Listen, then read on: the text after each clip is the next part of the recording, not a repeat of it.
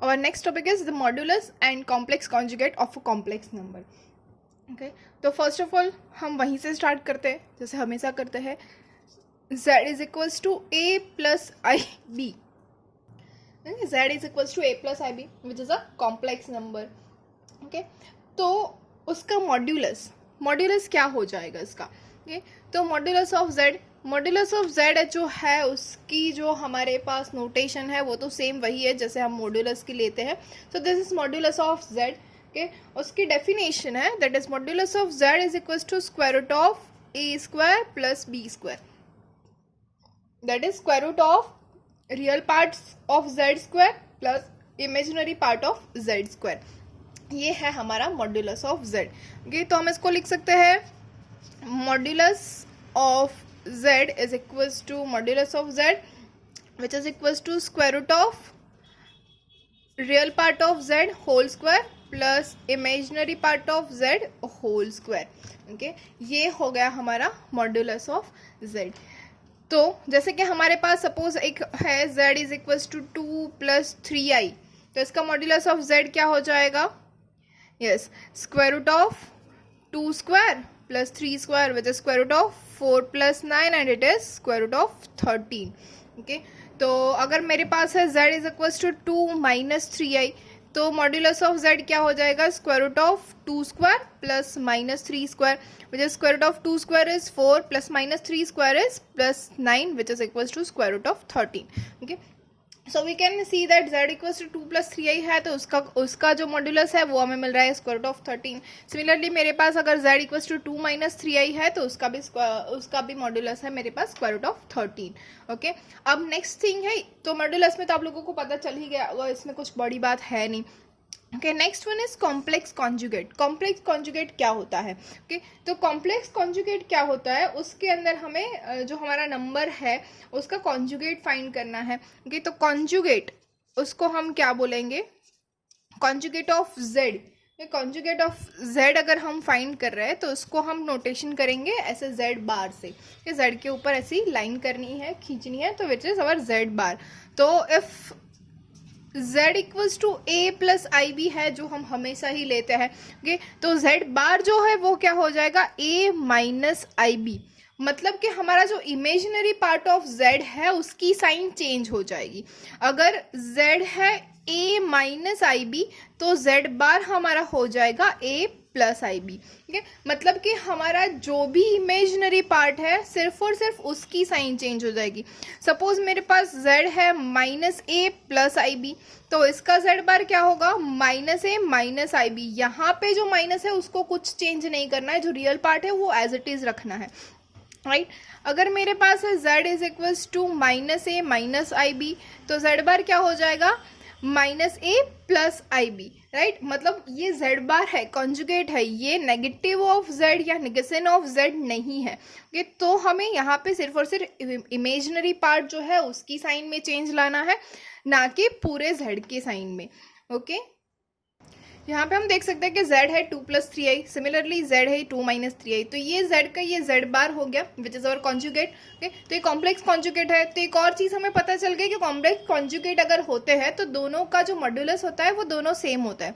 Okay, which is modulus of z is equals to modulus of z bar. दोनों के अंदर कोई भी चेंज नहीं होगा. Okay, after that one more thing which is z bar and the bar which is हमारा पास जो कॉम्प्लेक्स नंबर है उसका अगर हम ट्वाइस कॉन्जुगेट लेते हैं तो वो क्या मिलेगा. ओके, तो it will be itself z the complex number. Let us assume that if our z is equals to 3 minus i, okay, then our z bar is 3 plus i and z bar is our 3 minus i. So z is equals to z bar. Okay, so double conjugate of the complex number is the complex number itself. Okay. Now the thing is, what about the inverse of z? Okay, we know that 1 upon z is equals to z inverse which is equals to, yes हमने last lecture में कर लिया, which is equals to a upon a square plus b square minus I b upon a square plus b square, where z is equals to a plus ib. Okay, so now we can write this as, we also know that modulus of z is equals to square root of a square plus b square for z equals to a plus ib. So we can also say that modulus of z whole square is equals to a square plus b square. So now here we can write that 1 upon z, which is z inverse, is equals to a minus ib upon a square plus b square, right? Now if z equals to a plus ib, then a minus ib is our conjugate of z, which is z bar, and a square plus b square is our modulus square, so which is modulus of z square. So from this we have one more thing, which is z inverse is equals to z bar upon modulus of z square, which is our one more result to find the inverse of a z. Okay, now from this we can also write that, which is equals to, yes, 1 upon z is equals to z bar upon modulus of z square, right? Now by cross multiplication we can write this as modulus of z bar is equals to z into z bar. Okay, this is one more result to remember. Okay, we have to remember this two result. First one is z inverse is equals to z bar upon modulus of z square, and second one is modulus of z square is equals to z into z bar. Next, properties of the complex numbers. Okay, or for the modulus of complex number and the conjugate of a complex number. Okay. So modulus of complex number and conjugate of complex number क्या है हमें पता चल गया है अब. Okay, तो उसकी प्रॉपर्टीज भी हम देख ही लेंगे.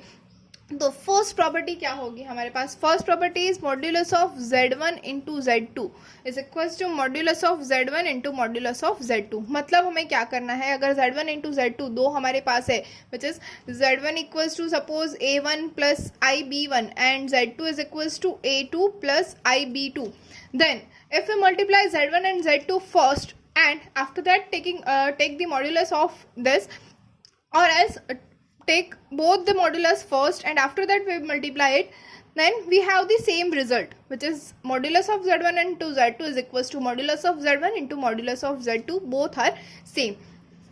Second one is modulus of z1 upon z2, which is the division. Okay, again the same thing, which is modulus of z1 upon modulus of z2, where z2 should not be 0. Okay, तो same thing है यहाँ पे. First one है modulus, first में हमने किया था कि modulus of z1 into z2 कर ले, उसके बाद मॉड्यूलस फाइंड करे, या फिर मॉड्यूलस ऑफ z1 कर ले, मॉड्यूलस ऑफ z2 करे और उन दोनों का मल्टीप्लिकेशन करे, सेम आंसर मिलेगा.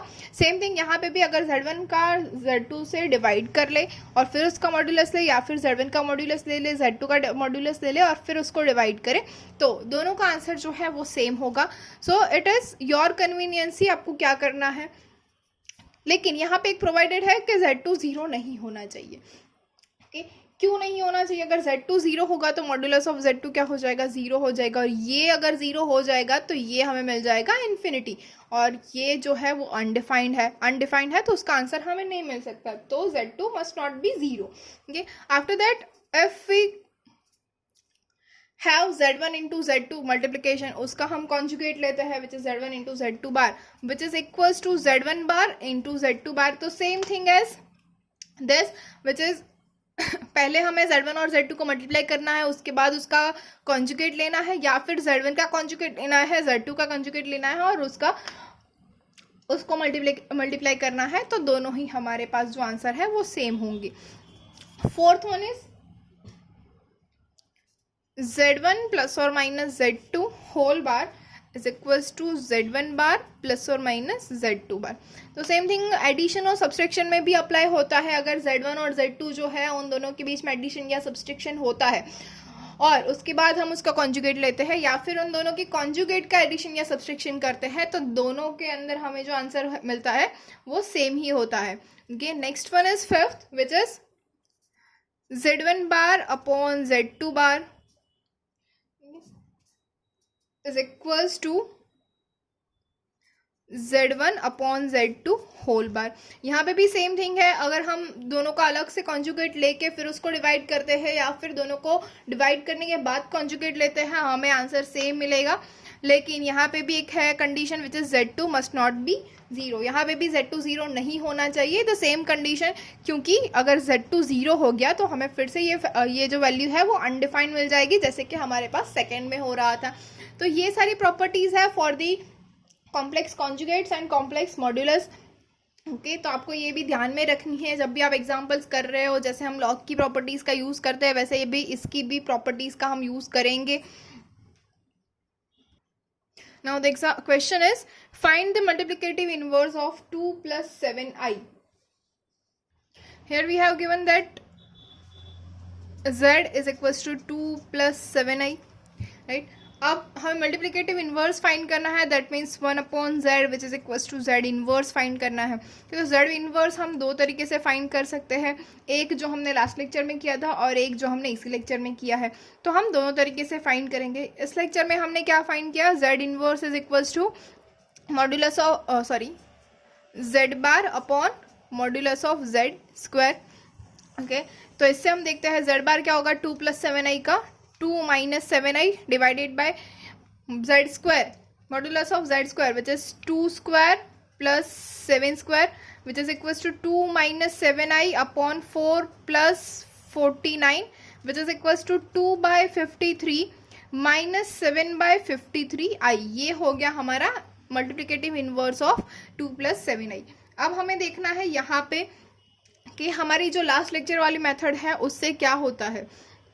तो क्या करना है हमें, 1/2 + 7i है उसको 2 - 7i से मल्टीप्लाई और डिवाइड करना है, राइट।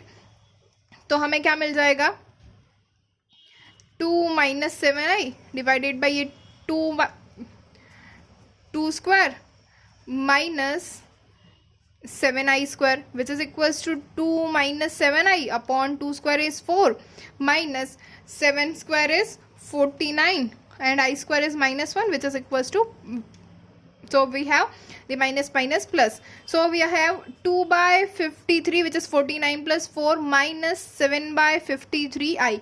so देखिए हमें दोनों आंसर जो है वो सेम मिले, 2/53 - 7/53i के। सो दोनों मेथड करेक्ट है। आप कोई भी मेथड से आपको जो भी याद आती है उससे आप कर सकते हो मल्टीप्लिकेटिव इनवर्स फाइंड, इसमें कोई भी डाउट नहीं है। अगर डाउट है आपको कि क्यों हुआ, कैसे हुआ, क्या हुआ, तो you can comment below. Okay, देखते हैं next example.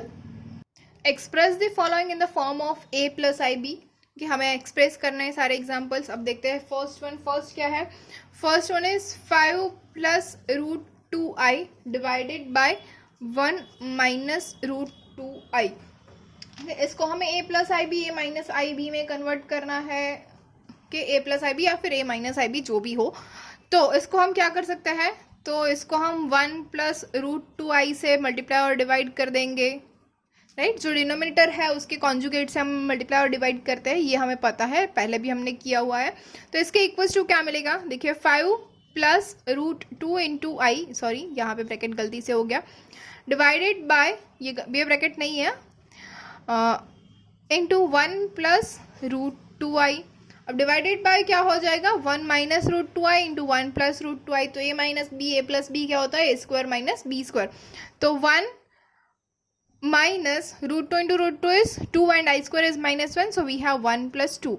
Okay, so now 5 into 1 is 5 plus 5 √2i plus √2i.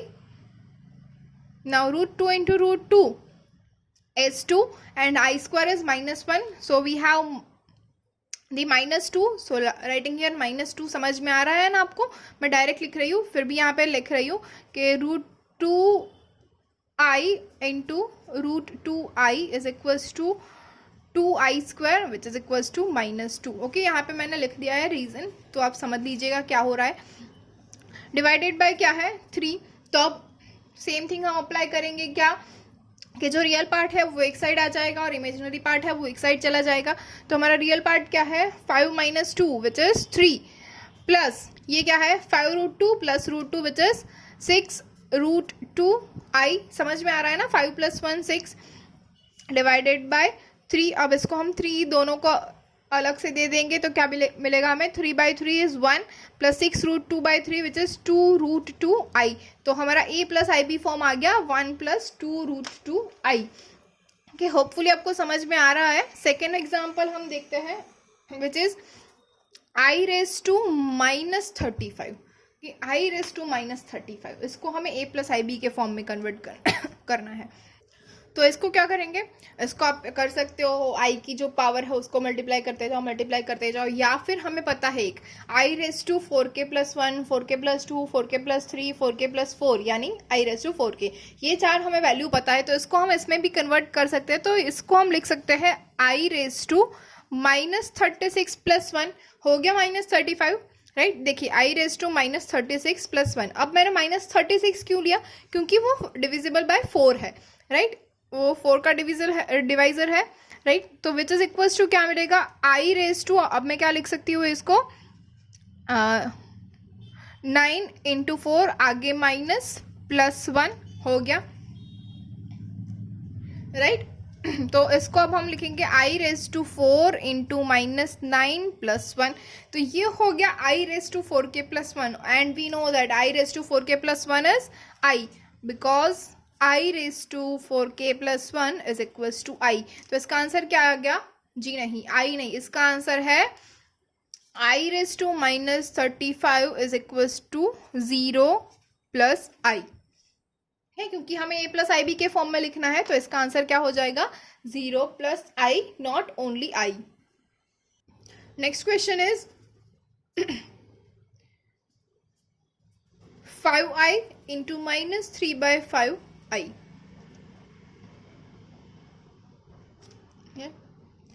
तो क्या होगा, 5 तो कैंसिल हो जाएगा। देखिए मल्टीप्लिकेशन है, यहाँ पे कोई भी एडिशन या सब्सट्रैक्शन नहीं है, तो 5 कैंसिल हो सकता है, राइट। तो हमारे पास क्या है 5i × -3/5i, तो 5 कैंसिल हो जाएगा। तो क्या बचा -3 × i², राइट, और i² is -1, so answer is 3, no, answer is 3 + 0i। So next example is i⁻9 + i⁻19। Okay, अब इसके लिए हमारे पास दो मेथड है। फर्स्ट वन इज i⁻9 है, तो इसको हम लिख सकते हैं i⁻4k+1, और ये क्या हो जाएगा i⁻4k दैट इज +3। ओके, तो इसको अगर हम ऐसे भी कर सकते हैं। दूसरा है हमारे पास जिसमें हम लिख सकते हैं कि i⁻9 इसमें से कॉमन निकल जाएगा, राइट, दोनों में से। तो अंदर क्या बचा, i⁻9 कॉमन हो गया तो बच गया 1 plus i⁻19 - 9 which is equals to i⁻9 × 1 plus i⁻10। अब i⁻9 बाहर आ गया, ये हो गया 1 plus i⁻10, i⁻10 is i⁻4 × 2 + 2, right, which is 4k+2, so i⁻9 × 1 plus i⁻4k+2 which is -1 which is i²। तो ये 1 - 1 क्या हो गया 0, तो इसका आंसर क्या हो जाएगा 0 + 0 आयोटा। सेम थिंग अगर हम इसी से चेक कर ले तो मैं दोनों मेथड आपको दिखा देती हूँ। क्या होता है i⁻4k+1 हो जाएगा which is i⁻4 × 2 + 1 plus i⁻4 × 4 + 3 कि ये हो गया 4 × 2 विच इज 8, 8 + 1 इज 9 एंड ये हो गया 4 × 4 which is 16, 16 + 3 is 19। So i⁻4k+1 is क्या i plus i⁻4k+3 is -i। So our answer is i - i which is 0, no, answer is 0 + 0i। Okay, so we have same answer from both the methods. Okay, next example देखते हैं क्या है i⁻39। तो i⁻39 जो है उसको कैसे करेंगे, सेम थिंग। अब तो आप सभी को आ ही गया है कि इसको हम कन्वर्ट करेंगे इनटू द फॉर्म i⁻4k+1। तो इसको हम कैसे लिख सकते हैं i⁻4 इंटू क्या हो जाएगा -9 + 3।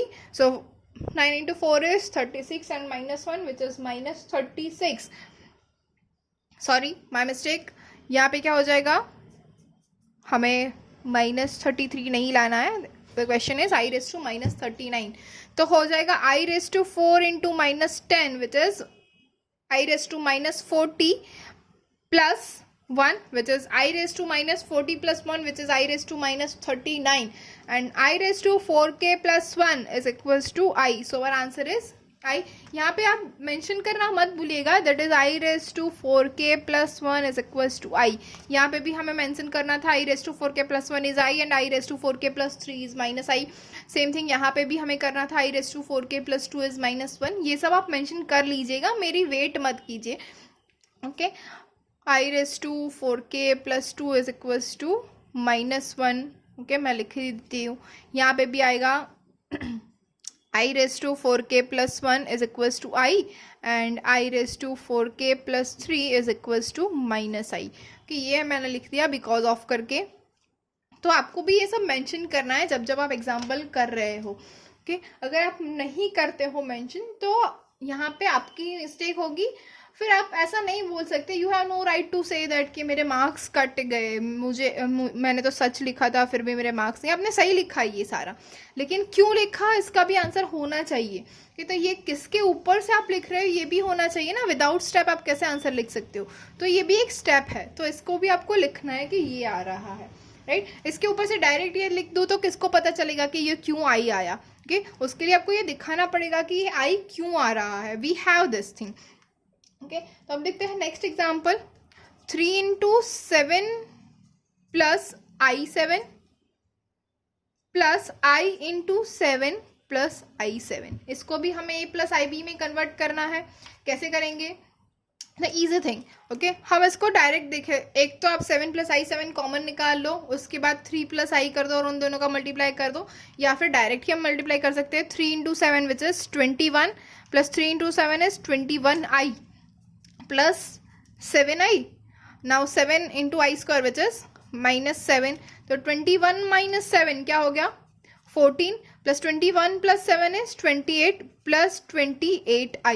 So our answer which is in form of A plus IB is 14 plus 28I.